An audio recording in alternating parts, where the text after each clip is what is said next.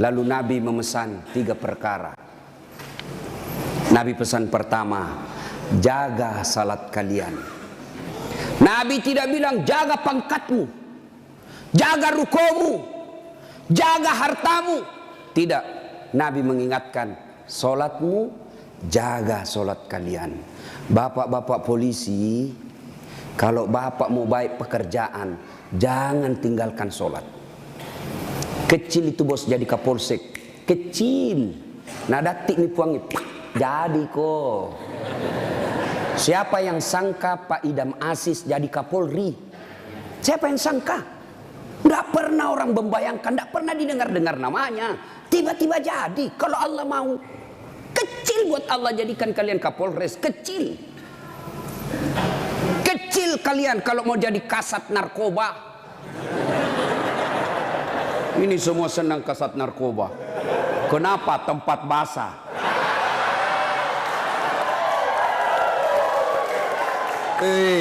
Hati-hati Pak Polisi. Di tempat basah lah itu orang tenggelam.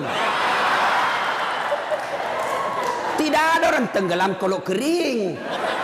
Siapa suruh kau bilang gas-gas? Gas memang. Kita sudah tanda tangan MOU toh. Pak, kecil, sholat ki Pak. Kecil bapak punya bahagia. Ustadz, kenapa itu kasihan istriku nangomel aja nak kerja.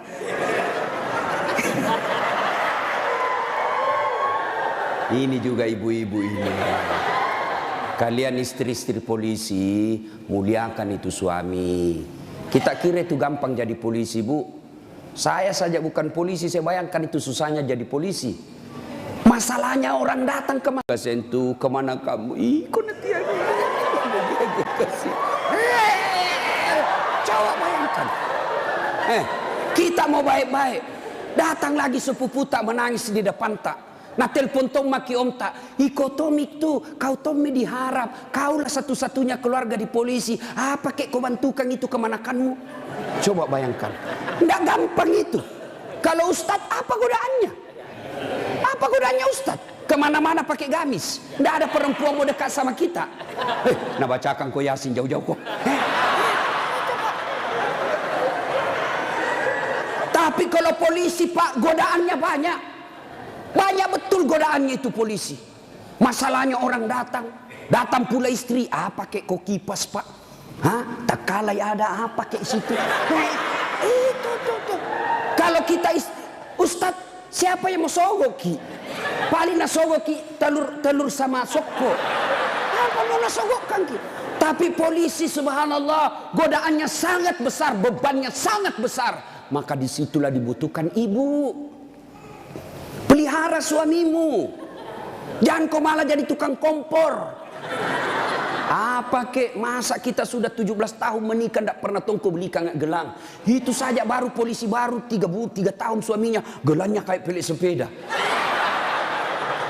Betul dia baru 3 tahun tapi dia sudah jual sawah warisan.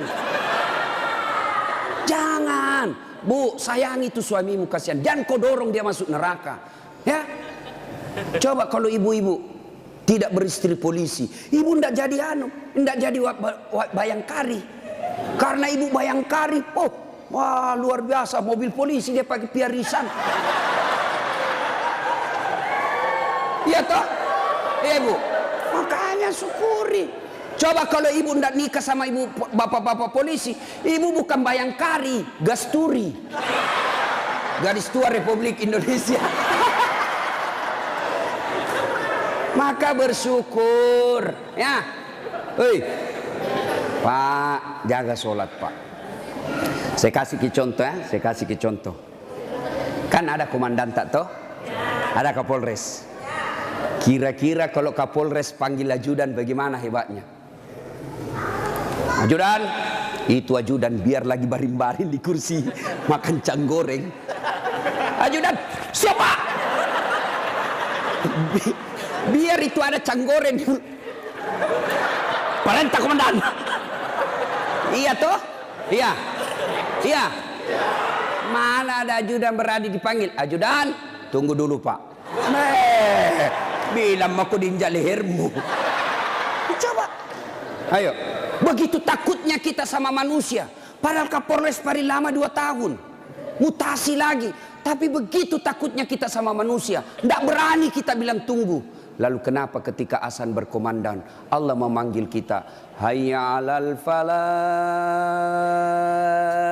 Hei Pak Polisi, sini kok, saya kasih kok kemenangan. Bapak tahu enggak itu artinya hayya 'alal falah?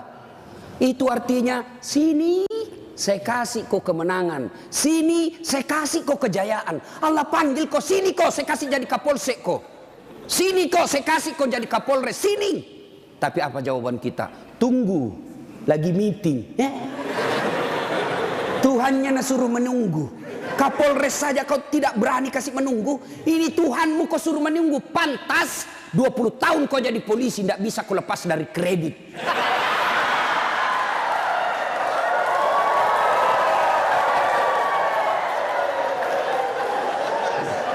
Gas memang.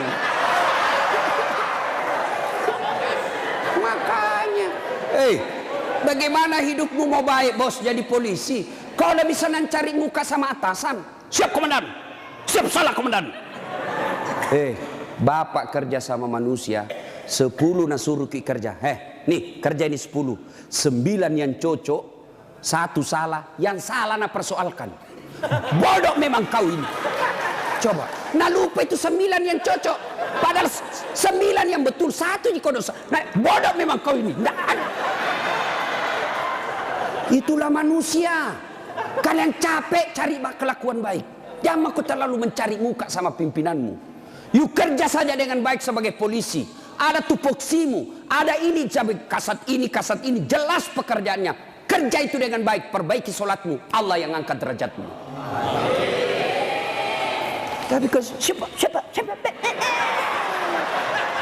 Nah bilang ada di Jakarta, cemen lu men. Ayo, serius Pak. Baiki saja sholat. Kecil Pak. Bapak kan punya jalan jadi Kapolsek. Bapak punya jalan untuk jadi Kapolres. Kenapa? Bapak polisi, memang ada jalannya. Yang tidak bisa ada jalannya, saya jadi Kapolres. Tidak ada itu. Tidak ada jalannya itu bos. Ayo, yang tidak ada saja jalannya Allah kasih. Saya ulang, yang tidak ada saja jalannya Allah kasih. Apalagi memang ada jalannya. Apa maksudnya? Pak, bisa ndak perempuan hamil tidak pernah disentuh laki-laki? Itu ndak ada jalannya menurut ilmu kedokteran. Ndak mungkin. Tapi kalau Allah yang mau jadi Siti Maryam, wanita suci, tidak pernah disentuh laki-laki, hamil melahirkan Isa alaihi salam. Tuh Siti Maryam. Cuma sekarang banyak tahu perempuan mau ingin Siti Maryam. Hamil tidak ada suaminya. Usut punya usut, ternyata selingkuh sama polisi.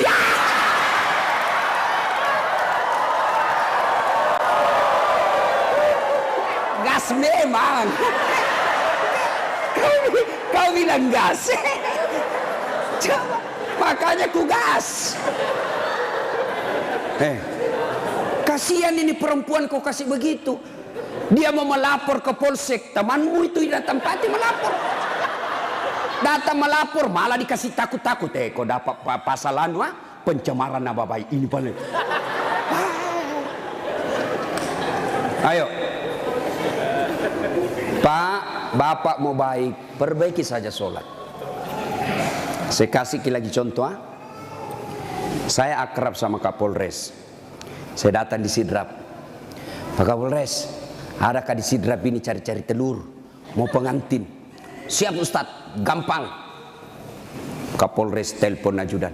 Ajudan, itu Ustadz Dasat ada di hotel. Kau jemput, pakai Alparnya Aji. Karena ada Alparnya tahu Pak Kapolres. Tapi punya teman. Nah, bawakan telur. Selesai masalahku soal telur. Kenapa? Saya akrab sama komandan. Sebaliknya ada orang dari Makassar, tidak pernah ketemu Kapolres, tidak pernah kenalan, tidak pernah didengar namanya. Assalamualaikum Kapolres. Saya ada di Sidrap ini, saya cari-cari telur, pinjam dulu mobil tak Pak. Siapa nak telepon Kapolres? Kapolsek, tangkap itu. Hah? Tangkap dia. Tidak pernah kenal, penipu pasti itu, penipu, tangkap. Begitu juga Bapak. Tidak pernah sholat, sholatnya hanya hari Jumat, itu pun paling terlambat datang, paling cepat pulang. Orang khutbah dia tidur, pas bangun kamat dia bilang, aliran apa ini masih tidak ada khutbahnya. Bukan aliran apa, kau tidur dong. Ayo, tiba-tiba dimutasi, tidak ada tempatnya yang bagus-bagus, stres, jadi berdoa ya Allah. Capek mak ini jadi polisi Tuhan. Kenapa hidupku tambah susah Tuhan? Nah bilang Tuhan malaikat, karena dia sudah capek jadi ke polisi, sekali cabut nyawanya. Makanya Pak, yuk perbaiki sholat Pak. Apa alasanmu tidak mau sholat? Bilang kok apa? Bilangnya apa alasanmu? Si Geaki. Apa? Hah? Tidak ada kecuali malas. Dalam Islam ada boleh beberapa orang boleh tidak dosa ketika dia sholat. Satu, belum balik. Kalau ada bapak-bapak polisi di sini merasa belum pernah mimpi basah, belum pakai balik itu. Atau ibu-ibu poluan tidak pernah haid, kau masih balita itu. Yang kedua, siapa boleh tidak sholat? Hilang ingatan alias gila. Kenapa tidak sholat? Saya gila Pak. Yang penting Bapak yakin gila, boleh tidak sholat. Tapi tidak mungkin Bapak jadi polisi kalau Bapak gila. Yang ketiga, boleh tidak sholat dalam tekanan. Zaman Belanda diancam kepala tak. Jangan sholat. Kalau kau sholat saya kasih pecah kepalamu. Boleh tidak sholat orang begitu. Lain itu apa Pak? Bapak nganangani unjuk rasa. Boleh Bapak sip-sipan sholat. Tidak bisa tinggalkan tempat. Sholat khauf namanya. Sholat dalam keadaan perang. Bagaimana caranya? Bapak berenam, polisi bertugas. Maka bagi tiga lapis, 3 rakaat, tiga saf. Saf pertama 2 orang. Saf kedua 3 orang atau 4 orang. Maka saf pertama diselesaikan dulu sholatnya. 1 rakaat. Yang di belakang jaga senjata. Begini dia. Selesai ini yang saf pertama 1 rakaat. Maka saf kedua lagi yang selesaikan sholatnya, saf pertama lagi yang siaga-siaga senjata. Boleh Pak. Tidak bisa ditinggalkan tempat Ustaz. Kita tayamum darurat. Boleh Bapak. Kalau pergi ambil air 1 kilo, bahaya ini keadaan. Bapak tayamum di situ. Tidak usah buka sepatu. Boleh. Bagaimana caranya?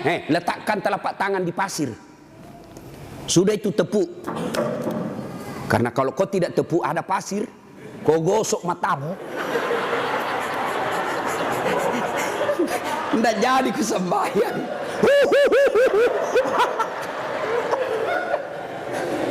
Itu gunanya. Selesai. Agapi. Tidak ada alasan. Maka Bapak sholat. Maulid kali ini, yang tadinya masih malas sholat, perbaiki sholat Pak. Kecil buat Bapak, Allah kasih kita. Kecil Pak. Kecil sekali. Ini perkara dunia. Allah cukup mengucapkan kun. Itu saja itu disebut kun fayakun. Jadi. Nagati lipuangnya. Jadi. Coba. Maka Bapak Ibu, Ibu Bapak ini perbaiki saja sholat. Bapak-bapak punya anak, tidak perlu di sekolah jauh-jauh ke luar negeri. Kontrol saja sholatnya. Baik sholatnya, insya Allah anakmu akan bahagia. Satu. 2. Kata Nabi, jaga perempuan di antara kalian. Nabi lagi tidak bilang jaga tetanggamu. Ini bapak-bapak juga banyak. Kalau sama tetangganya sopan. Assalamualaikum Ibu.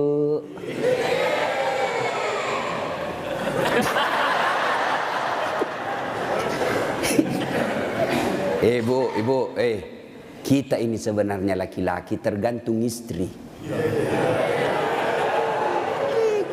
Kalau istri kita baik, sopan bicara, tidak mungkinlah kita macam-macam. Datang mama tak kuhormati, datang saudara tak kumuliakan, pasti kita berpikir, baik sekali istriku ini. Belum tentu saya dapat perempuan lebih baik dari ini. Ya sudahlah, saya sabar saja menghadapi ini. Tapi kau suka kau ngomel, malas, datang mertuamu tidak pernah enak mukamu. Baru 1 jam duduk kau bilang kapan pulang mak. Datang mertua laki-lakimu langsung kau bilang kasihan mbokmu. Datang lagi bapakmu bawa beras 50 kilo, pulang nanti 1 juta. Ada begitu istri tak pak? Itu yang membuat hidup tak sial. Betul pak. Kalau ada istri bapak yang tidak tahu menghormati orang tua tak, itu yang membuat hidupmu sial. Maka nasihati itu istri baik-baik. Ini juga ibu-ibu, hargai itu suami. Ya, untung ibu punya suami, punya anaknya orang. Coba terima beres. Hei, serius kah ini? Datang itu mertua kita hormati, muliakan. Coba, ada kadang-kala ibu-ibu curhat sama saya, Ustaz, kenapa itu suamiku lebih sayang, kasihan satu rumah kak sama mertua perempuanku. Kenapa ini kasihan nih suamiku, sayangnya sama mamanya saya tidak. Saya bilang, sadar kok ibu, mamanya orang itu, bukan selingkuhannya, bukan istri kedua. Kalau istri kedua boleh kau bilang begitu, bersaing kok. Tapi ini mamanya, dari rahimnya itu, keluar dari perutnya, dia yang didik dia yang kasih jadi polisi, dia yang biaya, kau terima beres. Sadar, mestinya kalau begitu suamimu, kau bersyukur. Ya Allah, baik betul ini suamiku. Mudah-mudahan nanti anakku seperti suamiku, tetap sayang sama saya meskipun saya sudah tua. Dengar itu.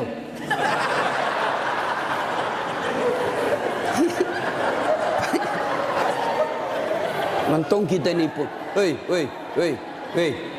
Coba lihat kasih yang ini polisi. Di jalan ngirup udara kotor. Jalan baik-baik dicurigai lagi.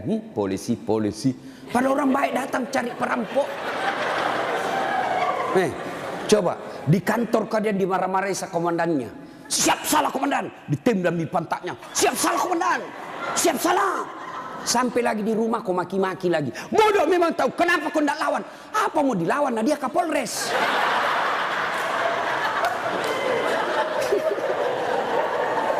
Lihat tuh, ini kasih muka-muka susah semua ini kasih ini polisi. Coba lihat. Enak tong itu kalau pulang suamimu kau sayang-sayangi, kau masakan kesenangannya. Tidak bisa tiap bulan, sekali seminggu lah. Ya. Paling tidak ketika kau terima gajinya, kau telepon itu suamimu. Pak, jangkit makan di luar. Hari ini saya masak kesenangan tak untuk kita pak. Tanam maki, spesial hari ini. Salam sayang selalu dari istrimu di rumah.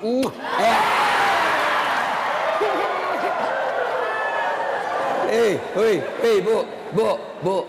Itu suami polisi kalau dapat SMS begitu, nah kasih lihat langsung Satpol PP. Satpol PP polisi setengah.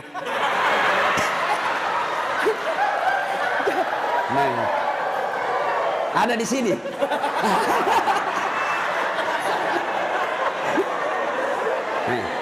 Apa nak bilang? Nak bilang itu polisi. Lihat kau ini istriku bos. Betul dia lebih tua dari saya. Betul dia tidak cantik. Dia orang kampung. Tapi kau lihat bos. Istriku ini. Pernah SMS begitu? Paling kita SMS, Pak, jangan lupa singgah beli gas.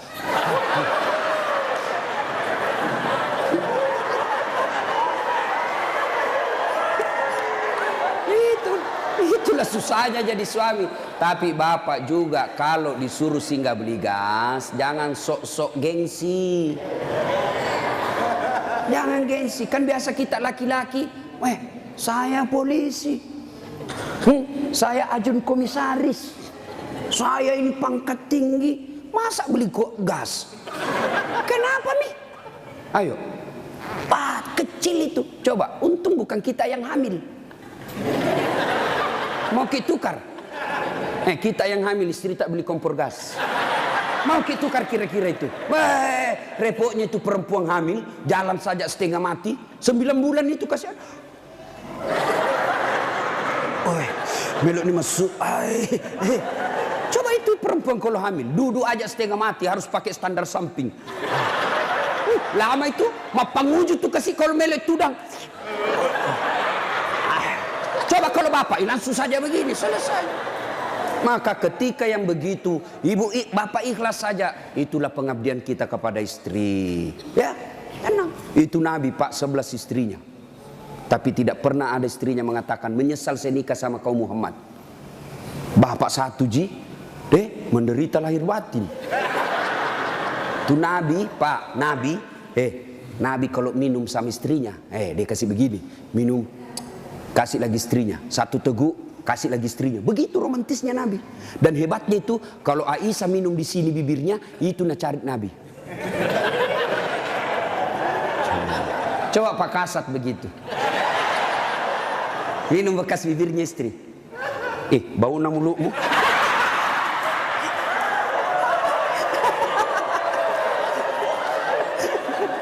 Salatullah Salamullah ala toha Rasulillah.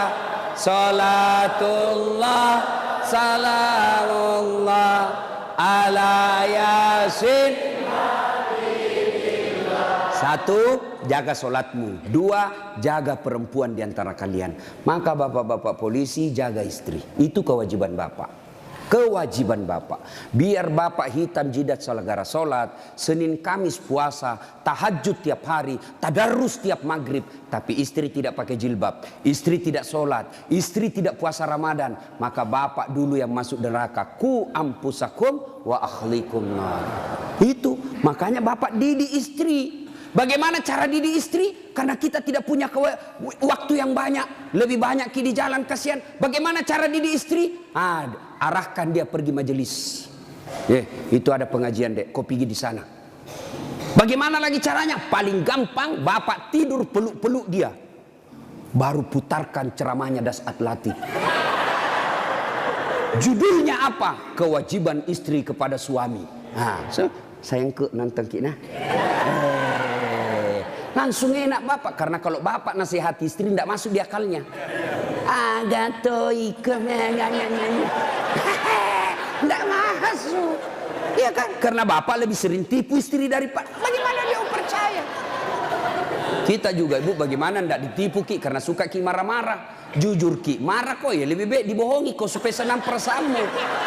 Kenapa kau bohong? Selama ini kau bohong. Ku sayang kau, tidak mau kau luka perasaan. Kau bohongi kau.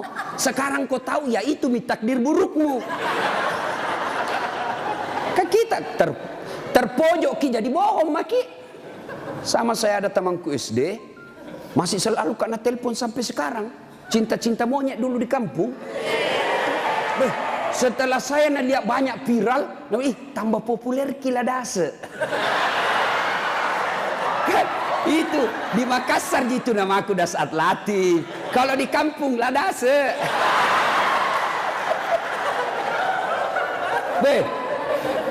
Dia selalulah telepon saya. Nggak enak kan? Nah tahu istriku, bagi perasaannya istri saya hormati sekali istri saya. Saya terima. Nggak enak. Saya blokir. Nah bilang Kak nanti sombong. Terpaksa ku tulis di situ HP-ku namanya penjual batu bata. Jangan kau shooting ibu, nanti sampai sama istriku. Bunyi itu telepon. Nah lihat istriku, Ustaz, ada panggilan tak? Dari siapa sayang? Penjual batu bata. Wah. Saya bilang, dia bilang, saya angkat. Oh jangan kau angkai, tagihan. Nggak cukup uangku itu. Istriku kalau bilang uang, nggak mau dia karena nanti uang belanjanya saya ambil. Jangan angkat. Jangan angkat Ustaz, jangan Maki, belum cukup uang. Selamat saya. Satu ketika saya pulang ceramah. Bikinlah saya teh. Kan saya bikin sendiri. Saya tahu, oh sudah. Saya minum, kenapa nak asin ini? Barat salah kasih kah ini? Saya pergi lihat toples, tulisannya gula. Isinya, garam. Saya tanya istriku, sayang, kenapa ini tulis ki gula na isina garam? Nabi bilang, hepon tak juga, lain kita tulis lagi sini.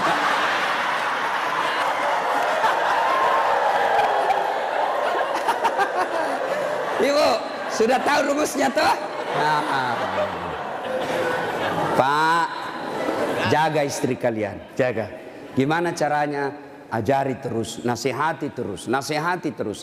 Tapi bapak tidak mungkin bisa didengar istri kalau bapak saja kelakuannya tidak baik. Tidak mungkin. Maka untuk menjadi baik kepada istri, bapak dulu yang harus bagus. Bapak dulu yang kasih contoh sholat 5 waktu. Kalau perlu bangun subuh-subuh sama-sama. Sayangku, yuk peluk dengan baik, cium pipi. Nah bilang apa aja dia mau dicium stas ngoro mak bau tong bebenya stas. Pak, kalau perlu bapak angkat itu istri. Salat subuh sayang, bareng-bareng, salat jamaah. Meskipun bapak pangkat paling rendah di Polres, tapi ibu bapak lakukan itu mulia di hadapan Allah. Angkat istri, ayo sayangku, salat bareng-bareng, berjamaah, bapak imam, istri makmum. Jangan baca yang susah-susah, yang pendek-pendek saja. Ya? Karena yang susah-susah nanti tidak mau sampai. Nak baca Al-Kafirun. Wala antum abiduna ma abun, wala ana abidum ma abattum, wala antum abid. Mulai curiga istrinya. Wala antum abidu, wala ana abidum.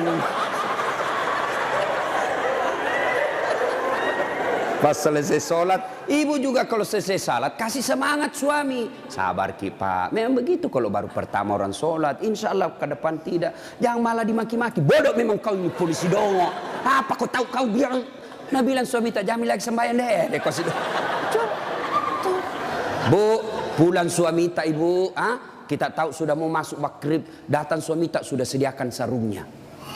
Sediakan kopiahnya, sediakan bajunya untuk sholat, baju koko. Begitu datang, Deng, mandi ki, ini kita pakai sholat maghrib. Ayo kita pergi sama-sama di masjid. Nyaman ibu, suami istri jadi polisi, dapat gaji tiap bulan. Kalau begini kita lakukan, bahagia hidup tak. Meskipun kita tak putar-putar saja di sidrap. Enak pak.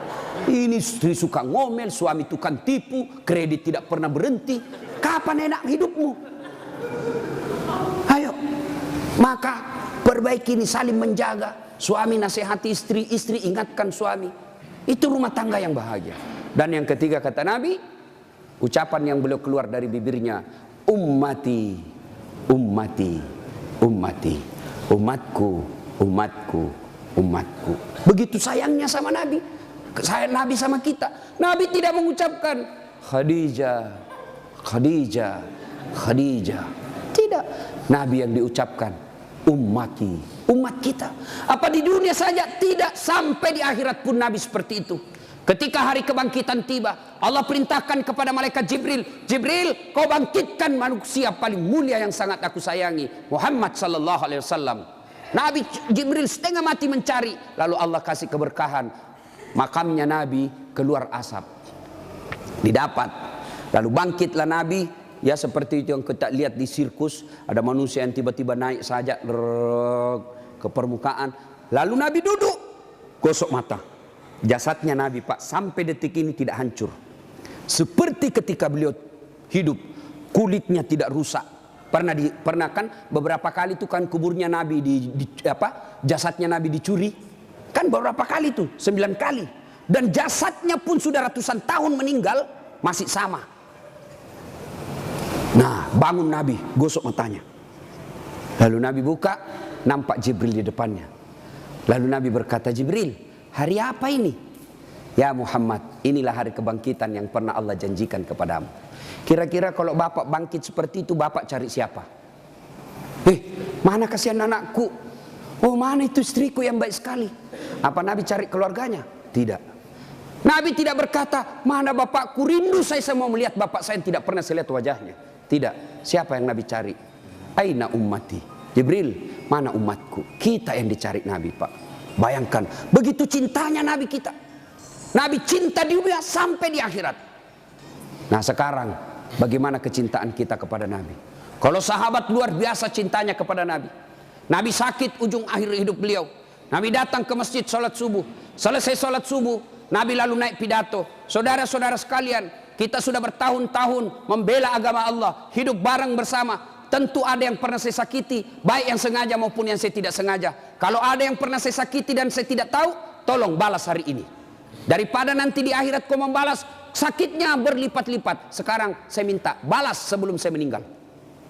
Suasana hening. Abu Bakar paling duluan menangis. Tanda-tanda Nabi sebentar lagi meninggalkan kita ini.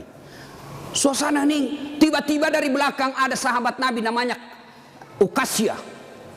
Hitam tinggi besar berdiri.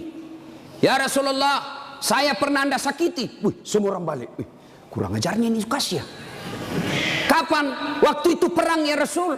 Saya berada di sampingmu. Rasulullah mengendarakan onta. Onta Rasulullah. Rasulullah menyambut ontanya. Saya di samping, bukan onta yang kena, tapi saya yang kena. Saya mau membalas ya Rasul. Semua kurang ajar. Nabi lagi sakit mau membalas. Umar berdiri. Hei Ukasya, kalau gatal tanganmu ingin mencambuk, saya kau cambuk sampai mati. Jangan Rasulullah. Kata Nabi, Umar, saya paham maksud baikmu, tapi dosa tidak boleh diwakili. Dosanya Kapolres tidak bisa diwakili Kasat Lantas. Tidak boleh. Mentang-mentang kita komandan ambil dosaku tidak bisa. Sudah. Bangkit lagi Abu Bakar. Hei Ukasya, sayalah sahabat Nabi paling dekat. Saya selalu bersama beliau. Kalau kau mau cambuk, saya kau cambuk. Sama kau sakiti Rasulullah. Nabi bilang, Abu Bakar, dosa tidak bisa diwakili. Kau duduk. Makin dekat Ukasya. Ditahan sama cucu beliau Hasan Husain. Ukasya, pamanku. Amure, jangan kasihan kakekku. Lagi sakit. Saya kau cambuk kalau mau. Sama Rasulullah, saya kau cambuk. Nabi berkata, cucuku, saya paham maksud baikmu, tapi dosa tidak bila diwakilkan. Nak, duduk dekat Ukasya. Ya Rasulullah, waktu Anda cambuk saya tidak pakai baju. Supaya adil, buka bajumu. Semua orang tambah kurang ngajar ini Ukasya. Di depan Nabi satu-satunya pertama kali disuruh buka baju. Nabi buka bajunya. Begitu Nabi buka baju, subhanallah, terjadi keajaiban. Apa? Tercium bau harum. Bahkan ada sahabat Nabi, Nabi lagi tidur berkeringat. Dia ambil keringatnya Rasulullah satu tetes, dan itu dia bilang, saya tidak pernah mencium seharum baunya Rasulullah keringatnya. Coba, ada kira-kira di sini keringatnya harum? Nah, ada. Kira-kira kalau saya buka baju di sini, bukan bau harum, bau sakulu. Itulah Rasulullah. Lalu apa kata Rasulullah? Ya baik, saya buka. Kata Nabi, cepat kau Ukasya, jangan kau buat saya lama tidak pakai baju, nanti Allah menghukummu. Maju Ukasya, dia buang cambuknya. Lalu dia peluk badan Nabi, dia cium badan Nabi dadanya. Lalu sambil menangis, ya Rasulullah, maafkan saya. Hei, apa maksudmu Ukasya? Tadi kau mencambuk saya, sekarang kau menangis memelukku. Kata Ukasya, ya Rasulullah, itu tadi cerita saya cuma karang. Itu cari cerita saya cuma buat-buat. Kenapa? Saya tahu sebentar lagi Rasulullah meninggalkan kami. Ingin rasanya kulitku yang hina ini bersentuhan dengan kulitmu ya Rasulullah. Karena saya tahu tidak mungkin saya bisa lagi menyentuhnya tanpa saya akali seperti ini. Ya Rasulullah, mau sekali nih kulitku yang hina menyentuh kulitmu yang mulia. Pun kalau saya nanti masuk surga belum tentu sama kita punya kelas. Saya ingin menyentuhmu ya Rasulullah. Saya ingin merapatkan badanku dengan kulitmu yang mulia ini ya Rasulullah. Nabi lalu meneteskan air mata dan berkata, saudara-saudara sekalian, kalau kalian mau tahu temanku di akhirat kelak, inilah karena cintanya kepada Rasulullah Muhammad sallallahu alaihi wasallam. Rasulullah luar biasa cintanya kepada kita. Lalu kalau Bapak cinta kepada Rasulullah, muliakan Rasulullah dengan cara apa? Pelihara warisannya. Apa warisan Nabi? Bukan istana. Apa warisan Nabi? Al-ulama'u warisatul anbiya. Muliakan ulama. Bapak-bapak polisi, gunakan kekuasaanmu untuk melindungi pewaris para nabi. Bukan pewaris pejabat. Lindungi pewaris para nabi. Supaya kalian nanti di akhirat ada yang bernyamamu, melindungimu ketika pada saat itu tidak ada lagi perlindungan. Rasulullah pewarisnya bukan gubernur. Rasulullah pewarisnya bukan presiden. Rasulullah pewarisnya bukan Kapolri, tapi pewarisnya Nabi adalah ulama. Muliakan ulama karena sama saja kalian memuliakan Rasulullah. Tidak usah kau muliakan Dasat Latif, tidak usah kau muliakan kiainya, tapi muliakan ilmu yang beria. Kalian tahu halal haram bukan dari Kapolres. Kalian tahu halal haram, rukun-rukun iman, rukun-rukun haji bukan dari Kapolri, bukan dari sekda, bukan dari bupati, tapi kalian mengetahuinya dari ilmu-ilmu para ulama. Ini saja tausiah kita, mudah-mudahan ada manfaat. Saya ingin berlama-lama, tapi saya harus ada di Makassar pukul 11 karena saya harus perjalanan lanjut ke Kolaka. Terima kasih Pak Kapolres. Saya doakan Bapak beserta istri sehat walafiat, diberikan kemampuan dan kesanggupan untuk menjaga wilayah hukum Sidrap dan sekitarnya. Bapak-bapak polisi, saya berdoa semoga Bapak sekalian selalu dititipkan iman dalam hati, sehingga Bapak betul-betul menjadi pengayom, pelindung, dan pelayan masyarakat. Insya Allah, luar biasa pekerjaan Bapak. Kalau Bapak melaksanakannya dengan baik, Bapak ini bertugas sebagai Umar bin Khattab, menegakkan hukum. Luar biasa. Kalau saya paling hanya bisa menganjurkan di mimbar, tapi kalau Bapak polisi mampu mengamalkan langsung. Saya jangan minum khamar, jangan narkoba. Nah, dengar anak muda, tapi kalau Bapak bilang jangan narkoba, langsung ditangkap masuk penjara. Bapak lebih hebat dalam dakwah daripada ustadz. Kalau ustadz di mimbar teriak-teriak, jangan minum khamar. Kita lihat peminum khamar, paling dibilang, dede, mabuk si Ronald muda. Tapi kalau Bapak polisi dapat langsung bisa disegel, borgol, bawa ke penjara. Nah, ibu bapak, saudara-saudara sekalian, mudah-mudahan ada manfaat. Lebih dan kurangnya mohon dimaafkan. Sebelum kita akhiri, mari kita berdoa kepada Allah Subhanahu wa taala.